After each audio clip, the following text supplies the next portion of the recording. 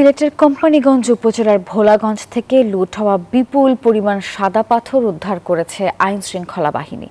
গতকাল রাজধানীর ডেমরা থানার শারুলিয়া এলাকায় 7টি পাথরের আড়তে অভিযান চালিয়ে আনুমানিক 40,000 ঘনফুট সাদা পাথর উদ্ধার করা হয়। ভোলাগঞ্জ এলাকা থেকে প্রায় 2 লাখ ঘনফুট সাদা পাথর লুট করা হয়েছে, যার বাজার মূল্য আনুমানিক 200 থেকে 250 কোটি টাকা। এই ঘটনার পর থেকে লুট হওয়া এসব পাথর উদ্ধারে তৎপরতা শুরু করে প্রশাসন ও আইন শৃঙ্খলা বাহিনী।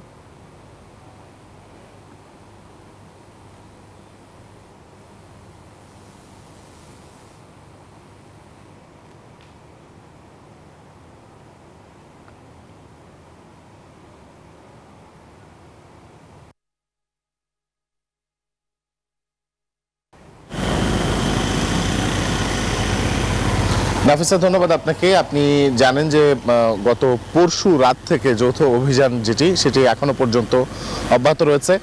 ঢাকা এবং সিলেট সহ দেশের বিভিন্ন প্রান্ত থেকে সর্বমোট এখন পর্যন্ত 89,000 ঘনফুট পাথর উদ্ধার করতে পেরেছে সিলেট জেলা প্রশাসন। এবং এখনো পর্যন্ত আমি ঠিক যে জায়গাটিতে দাঁড়িয়ে আছি সেটি সেনাবাহিনীর তল্লাশি চৌকি, এবং আমার পেছনে দেখতে পাচ্ছেন যে সেনাবাহিনীর যে তল্লাশি অভিযান কার্যক্রম সেটি চলছে। এবং আরও একটি বড় ব্যাপার হচ্ছে যে গত রাতেও কিন্তু বেশ কিছু ট্রাক, যেগুলো ট্রাকে করে এই সাদা পাথরগুলো ওই ক্রাশার মিল থেকে সেগুলোকে ঢাকা বা কুমিল্লার দেবিদ্বার এসব এলাকায় নিয়ে যাবার চেষ্টা চলছিল।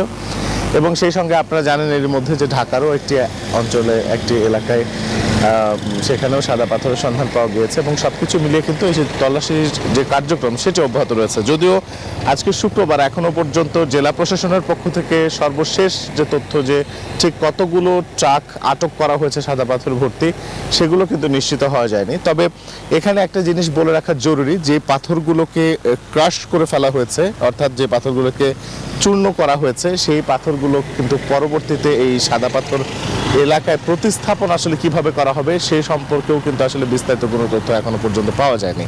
এবং সেই পাথরগুলো আদতে প্রাকৃতিকভাবে প্রতিস্থাপন করার কোনো সুযোগ আছে কিনা সে বিষয়েও কিন্তু পরিবেশ কর্মী যারা রয়েছেন তারা কিন্তু সন্দিহান রয়েছেন। আমরা কথা বলেছিলাম গতকালকেই পরিবেশ কর্মী যারা রয়েছেন সিলেটের তাদের সঙ্গে। তারা জানিয়েছেন যে এখনো পর্যন্ত তাদের যে কার্যক্রম সেটি অব্যাহত থাকবে এবং তারা এই সাদা পাথরগুলোকে যথাযথ জায়গায় প্রতিস্থাপনের জন্য তাদের যে আন্দোলন কার্যক্রম সেটি কিন্তু তারা চালিয়ে যাবেন। এই ছিল আমার কাছে সিলেট বিমানবন্দর সড়ক থেকে সর্বশেষ। ফিরে যাচ্ছি নাফিসা আপনার কাছে স্টুডিওতে। রিশাদ, ধন্যবাদ আপনাকে। বান্ডেল থাকলে প্রতি সেনমানিতে টাকা বাঁচবে। বিকাশ সেনমানি বান্ডেল কিনে জিতুন প্রতি লেনদেনে।